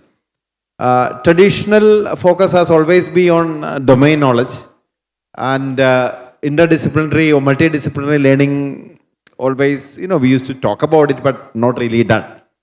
So how do you integrate analytics tools into the traditional curriculum is always a challenge. For example, if you look at management or any profession, engineering, the moment we talk about analytics, we look at maybe a certification program, somebody offers a course on R or somebody says analytics with Python. So it never gets into a program. It is actually something outside, it's something like a value-added course or a certification program. But the challenge could be, how do you integrate that into a physics course or a chemistry course or a marketing course? It is something like, language, as he was saying, it is a new language. We don't teach English in any other programs, but we take classes in English, so your English also will improve. It is part and parcel of a program that, it happens in English. So how do you ensure that analytics probably becomes part and parcel of every subject that we teach? Whether you are talking about engineering or management or science or social science. That is actually a huge challenge, rather than offering analytics as a separate elective or a separate value-added program or a separate course offered by somebody. So that kind of an integration, I think, is very important, as you say, to ensure that you all speak the application language. That is probably the biggest challenge, as far as I understand, we are going to face. Not just QSAT, all institutions are going to face. It has to start probably at school level, because we are all looking at mugging up concepts and maybe reproducing them from an exam perspective. But how do you bring that data-driven thinking or analytic-driven thinking or examination system, so that in all subjects this become part and parcel of the subject? That is the thing. But how do you do that? A long way to go. But hopefully it is happening. So some subjects in management, for example, we are integrating analytics into every subject. Every subject has a one module. But predominantly we teach them tools or applications of doing that, whether it's HR analytics, marketing analytics is part of marketing specialization. So that, I think, probably the way forward, rather than teaching analytics as a separate course, integrating analytics into every subject that you learn. Yeah. Departments like Hindi, English, everybody should Exactly. this, because they cannot Exactly. live without Rather than sending their students to you for learning analytics, they should be integrating that into their curriculum. Yeah. Thank you so much. And to you, Dr. Libby, can you, I think for the students' point of, for their interest, I would like to ask you what skill set they should develop, exactly what tools do they, study right now to get into the industry, because how industries, the innovations have changed from the past to now. You have mentioned already making a data-driven decision, but into technology, what technology should they actually enhance themselves into directly? The computational tools and techniques, so that, and also a question along, what are the steps that academics or the universities should take to bridge the gap between industry and academia? Thank you.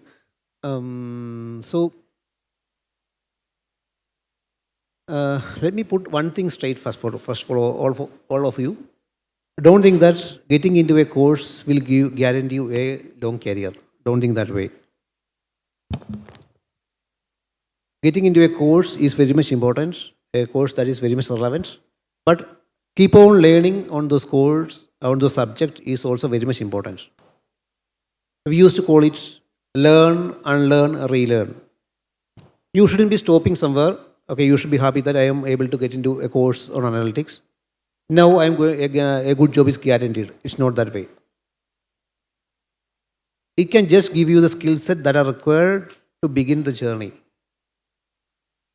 But if you're willing to spend time on those items that you are actually focusing on, for example, as already mentioned, analytics is a big area. As already sir mentioned, it is always better not to have a course on analytics, but integrate analytics into all the courses. That's how every organization does. For example, in the case of banking, I'm just not doing analytics, sitting alone and doing some analytics. Not that way. For marketing, we are doing marketing analytics. For loans, we are having credit analytics. For campaigns, we are having campaign analytics. For computation of risk, we are having risk analytics. For finding frauds, we are having fraud analytics. For operation excellence, we are having operation analytics. So it's a humongous set of areas where you are going to apply analytics. It's not a different set. It's not a different area, but it's a part of each and every area. So to begin with, you always should understand which is the best area for you. It's going to be banking analytics, it's going to be insurance analytics, it's going to be marketing analytics. Even analytics is there in space research also. So where you have to go, you have to focus, you have to learn, you have to understand. That depends on your choice, your interest. First of all, you have to understand, okay, this is the best area for me. Then, even if you reach the right track, you have to keep on running. You stand there still, you won't reach. You won't reach the goal. You won't reach the milestones. So, first of all, understand where you are, which is the area that you like, how you can integrate analytics into those areas. Then, I'm really happy to see that so many of you are having LinkedIn accounts. But having a LinkedIn account is not enough. In the beginning, it's shown that, okay, the LinkedIn profile of our honorable guest. What you have to do is, you should follow her. Only then you will be able to understand, okay, what all things are happening newly in the world of analytics. You should be following every single dominant personality in analytics through LinkedIn, through X, Facebook, WhatsApp, whichever medium you like, you follow them for information gain. Not for just joke, but information gain. See things in a different way. How I can acquire more knowledge, how I can see a better world through analytics is a question you have to answer, and you have to work on that one. And also already mentioned, just getting some textbook knowledge is not enough. Case studies is one of the most important areas that you have to work on always, because that's how actual problems are being solved. You can get so much data on around the world. For example, in Kaggle, you are getting more data. The iOS site will be getting more data. It's all about practicing, and getting expertise. Practice makes perfect. That's why main agenda behind the education system. So you should be understanding things, you should be learning things, you should be unlearning and relearning things. Then only you are going to be relevant in the area. You are going to sustain in those areas. Otherwise, even if you learn, if you join the course, you won't be able to sustain in your long-term careers. So, how you can learn more about case studies? Then, as already told, internships are a very good areas, because internships will actually give a light on how companies, how organizations work. How your knowledge can be used for problem solving inside an organization, you will be able to understand only through an internship. In my opinion, if you got an internship in a very good company, even if it is not paid, you should go for it. Because the knowledge you are going to gain through an internship is much bigger than the amount that you are going to get as an internship fees. So, you should be having quest for knowledge and inquisitiveness for data. How the data is being arranged, and understand what data is it. Getting meaningful insights out of data. For example, there's a story I think many of you have heard about in the World War II, when so many flights are getting brought down. There was an analytics on that one. Because flights are getting hit, and which is the areas that is to be strengthened so that the flight won't get hit again. So flights are having different parts. The wings are there, the back end is there, front end is there. When they took the data, what they've seen is that the wings are the areas where so much hits are happening. No flight is coming back which is hitting the back. So they don't have to strengthen the back area. But later, they came to know that they have to strengthen the bike area because no flight is coming back because they are all falling down. That's why. But if you read the data inaccurately, you will strengthen the wings and you won't strengthen the bike area and you will again hit on. So, just getting the data is not enough. You have to understand what data is. There are so many tools that are available for understanding the data. For example, the mainly used tools are Python, R, then Tableau, Power BI. But don't limit yourself into these tools also. In my opinion, you should be a slave of your tools. This tool should be a slave of you. You should be using it so vigorously that every single problem you will be able to solve using one of the tools. Because the data will be so big, it's going to be big data, not small data. So for big data, you need high quality tools. So whatever you are learning, you should be an expert in those tools. But always willing to understand that, okay, this tool can go away tomorrow and a new tool can come. Learn every tool in such a way that you can learn any new tool that is coming. But primarily, right now, the world is running mainly on Python, R, and Tableau and Power BI. And SQL, SQL is one of the most important things. It will keep on changing. So be willing to understand every data. Be willing to use all kinds of tools available. And if you are having the right attitude, a rich career is awaiting you.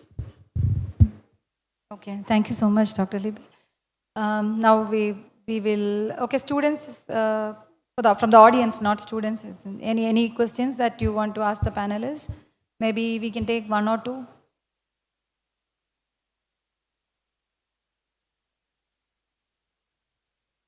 I know it's lunch time. So when will you leave us for lunch would be the question that you want to ask. But anything, because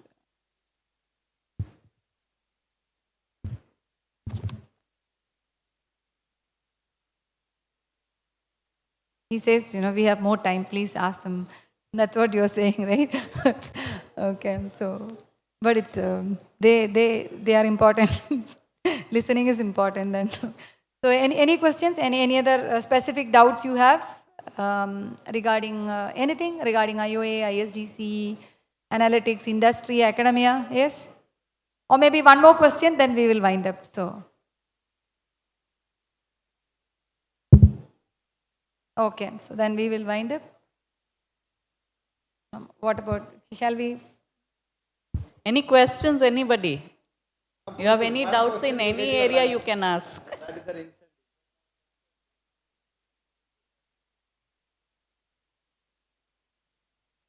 Okay, I think the students, they have a problem in finding internships actually. I don't know how to help them out. Maybe this time I'm asking for their benefit. I find this as a head of the department, we have 3 courses in PG courses in computer science, and then now we have accredited all the 3 courses with IOA, but then finding internships, is really a problem. So one option was that they can take from real time, from the IOA site, and then they can solve societal problems. But otherwise, I don't, do you think mostly all the industries offer internships? Or is there a way to pursue the industries to come in and give us internships through the Central Placement Office? How to increase the companies to come in and take our students? What should we do? Normally, every company has require resources because they have to solve problems. Normally, companies are happy to offer internships. The only thing that they are looking for is whether resource coming is a quality resource, because they don't have time to waste if the resource is not a quality one. If the resource is a quality one, they are more than happy to acquire them also, normal cases. It doesn't mean that, okay, you get an internship tomorrow, the job is guaranteed. It's not that way. But normally companies are having policies for getting internship people, because they are actually looking for future employees. I mean, internships are not offered just because, okay, somebody is coming for an internship, so okay, I'll give it. It's not that way. But if the resource is a quality one, and if the organization is looking for a resource in that area, then definitely, normally, organizations will offer internships. But I think for all organizations, some kind of HR policy will be there, mainly because there should be a separate way for applying for the resource. For example, in our organization, the HR is deciding on such areas. They will be working on with companies, with colleges, with schools, with institutes, to find quality resources who are willing to come as for internships.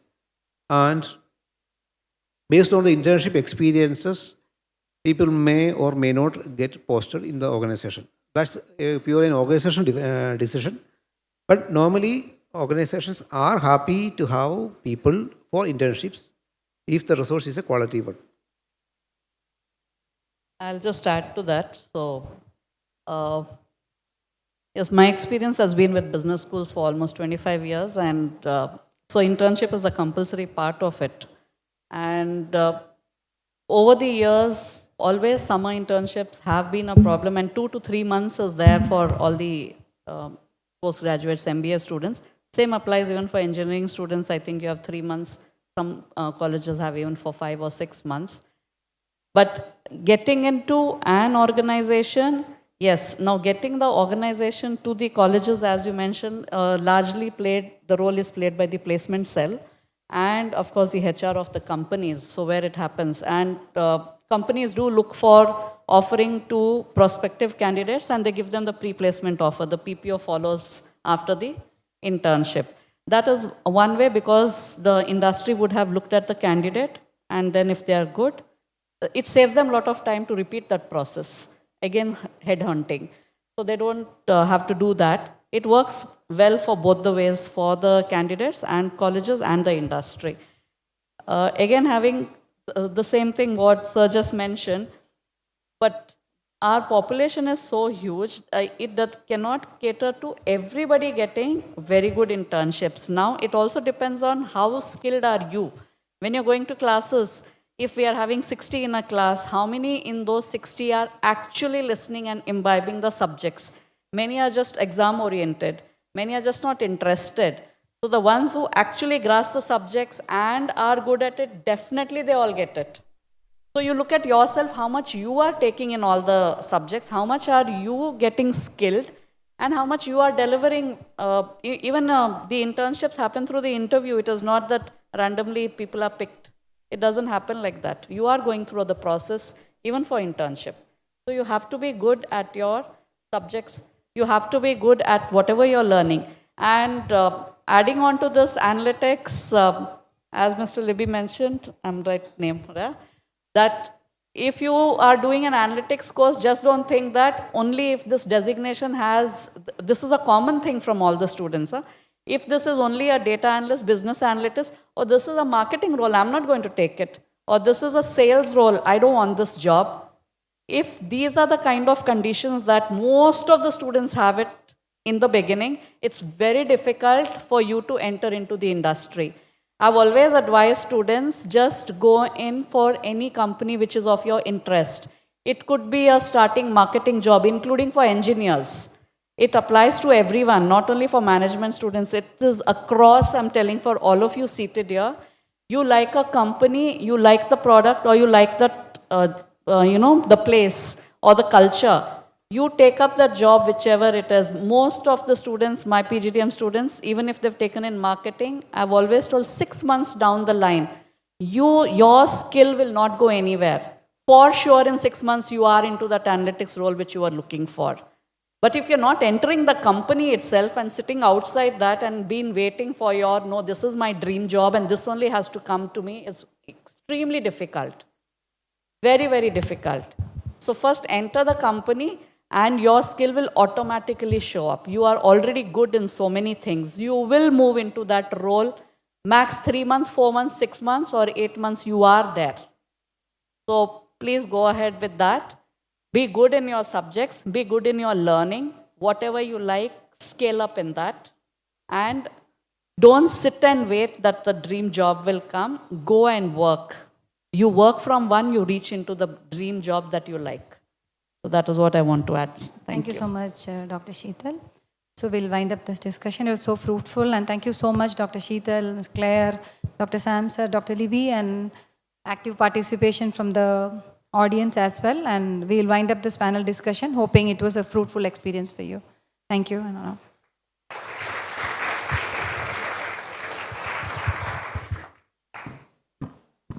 Thanking all for the panel discussion and thanking the participants for your keen listening. And we CUSAT would like to give a token of love to Ms. Claire Hodgson. I invite Dr. Sam Thomas sir to give the present as part of CUSAT to Ms. Claire Hodgson.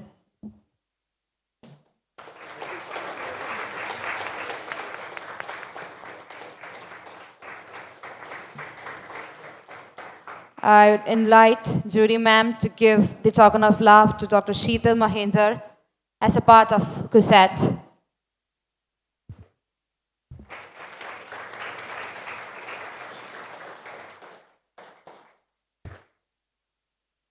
I invite Harir sir to give the token of love from CUSAT to Dr. Libby Matthew.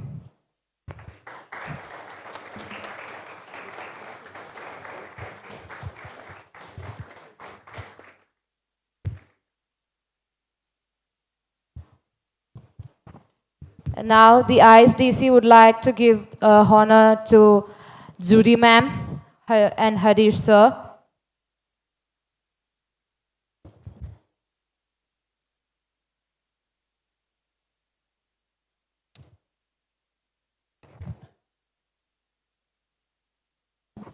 Judy ma'am, Sam sir and Harir sir may please receive it.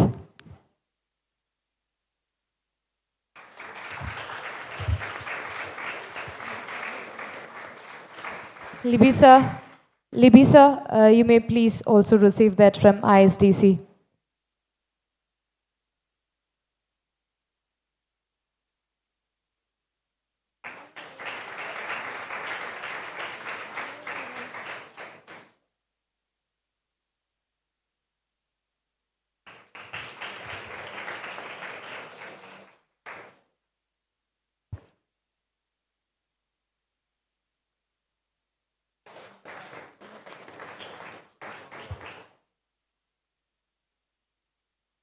Thank you, ma'am. Now it's time for lunch. All may have the lunch from the guest house. Participants, before leaving, you may get the token from ISDC collected from here. They have something for you. All the participants may collect it and go for the lunch. Again, thanking you all for being here and thanking all for the listening. Thank you.